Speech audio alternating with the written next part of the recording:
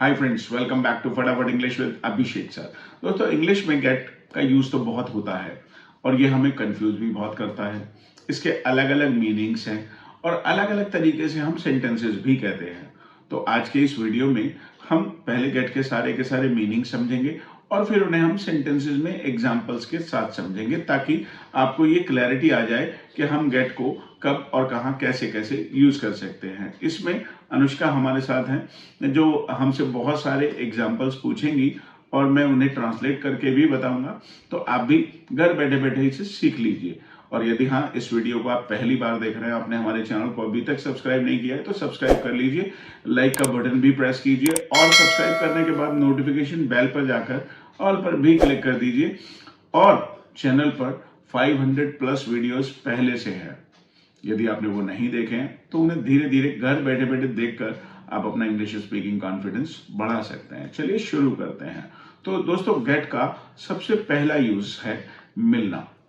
जब कभी भी कोई चीज हम कहीं से प्राप्त करते हैं या कोई चीज हमें मिलती है तो हम गेट का यूज करते हैं।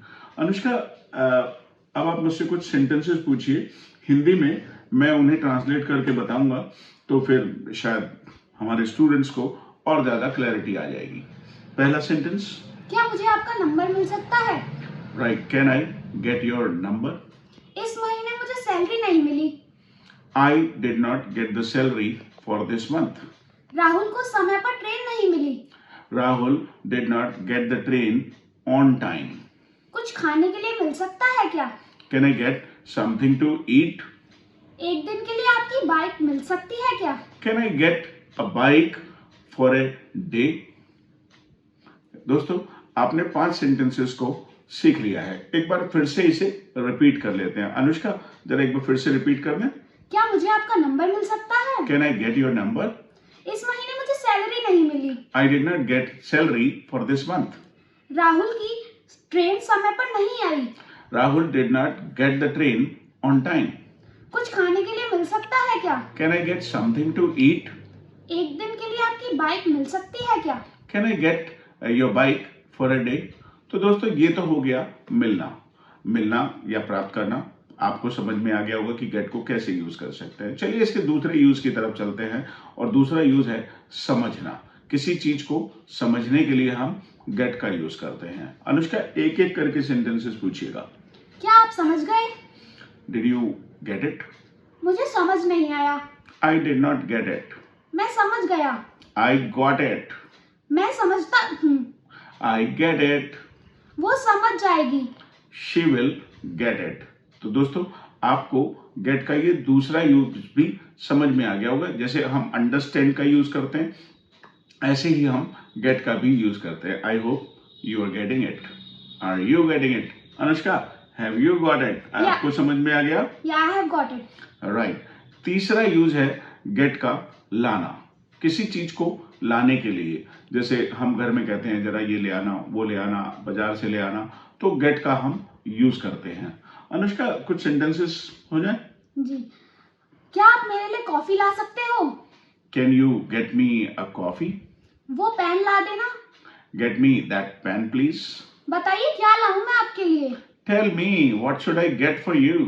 कल वो मेरे लिए एक गिफ्ट लाया था। He got me a gift yesterday. जाओ और वो गेंद लाओ।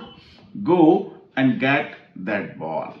सो गाइस, ये 5 एग्जाम्पल भी आपको समझ में आ गए होंगे, और आपको ये समझ में आ गया होगा कि किसी चीज को जाना और लेकर आने को हम गेट के साथ कह सकते हैं। अभी तक आपने गेट के 3 यूजेस सीख लिए हैं। अनुष्का, अगला यूज क्या है गेट का? होना। किसी चीज का होना हम गेट से बोलते हैं। जैसे तुम नर्वस हो रहे हो, चाय ठंडी हो रही है। ऐसे ही कुछ सेंटेंसेस आपको जनरली बोलने पड़ते हैं, और जब आप इन्हें बोलने की कोशिश करते हो तो आप कंफ्यूज हो जाते हैं कि कैसे कहें। अनुष्का के साथ फिर से प्रैक्टिस करते हैं। मैं लेट हो रहा हूँ। I am getting late. अब आप आई एम लेटिंग नहीं कह सकते ये तो बड़ा मजाक भरा सेंटेंस हो जाएगा। आई एम लेटिंग, आप कहेंगे आई एम गेटिंग लेट। आप कंफ्यूज क्यों हो रहे हो? Why are you getting confused? चाय ठंडी हो चुकी है। Tea has got cold. ठंड हो रही है। It is getting cold. वो काफी एक्साइटेड हो रहा था। He was getting quite excited. होना आपने समझा कि जब कभी भी, मैं पहले ही डिटेल में आपको सिखा चुका हूं, नहीं तो मैं आने वाले समय में सिखा दूंगा कि जब कभी भी हम कंडीशंस के बारे में बात करते हैं कि ऐसा हो रहा है, ऐसा हो गया है, ऐसा होगा, मैं खुश हो जाता हूं जब आप वीडियो को लाइक कर देते हैं और इसे कमेंट में प्रैक्टिस कर लेते हैं। I always get happy. Do you get happy? Do you get nervous? ये सब आप शायद समझते भी हैं। अब गेट का अगला यूज क्या है अनुष्का? पहुंचना। कहीं किसी जगह पर पहुंचने को हम गेट से कह सकते हैं, राइट? अब पहुंचने के पहले कुछ एग्जाम्पल देखिए, फिर बात करते हैं। मैं 9 बजे तक घर पहुंच जाता हूँ। I usually get to my house by 9। क्या आप वहां पहुंच गए? Did you get there? आप ऑफिस कब पहुंचेंगे? When will you get to the office? मैं स्टेशन देर से पहुंचा। I got to the station late. वो अभी तक घर नहीं आई है। She hasn't got home yet। तो दोस्तों देख रहे हैं आप, जैसे रीच का इस्तेमाल करते हैं, ऐसे ही हम गेट का भी इस्तेमाल करते हैं। I will get to the institution shortly. When will you get there? How did you get there? When does your papa get home? आपके पापा घर लौटकर कब आते हैं? तो यदि आप इन्हें कमेंट्स में थोड़ा प्रैक्टिस करेंगे या नोटबुक पे लिख के प्रैक्टिस करेंगे तो इससे आपका ये क्लैरिटी आ जाएगी कैसे कैसे यूज करना है। ऑफ कोर्स ये इट्स लाइक ए जर्नी, ये एक जर्नी की तरह है। धीरे धीरे धीरे धीरे आप सीखते रहेंगे, बार बार सुनते रहिए, बार बार देखते रहिए और English speaking will become natural for you. Anushka, इसका नेक्स्ट यूज क्या है? Get as a positive verb. जी दोस्तों, गेट को हम पॉजिटिव में भी यूज करते हैं। जैसे फॉर एग्जाम्पल, मैंने अपने बाल कटवाए। मैं ये नहीं कह रहा हूं कि मैंने बाल काटे, मैंने अपना घर बनवाया। यानी किसी और से काम जब कराने की बात हम करते हैं, मैं घर बनवाऊंगा, मैं अपने कपड़े सिलवाऊंगा, मैं पासपोर्ट बनवा रहा हूं, मैं अपनी मार्कशीट को लेमिनेट कराऊंगा, या आप कराते ही हैं अपने डॉक्यूमेंट्स को। आप आजकल तो मोबाइल भी लोग लेमिनेट कराते हैं।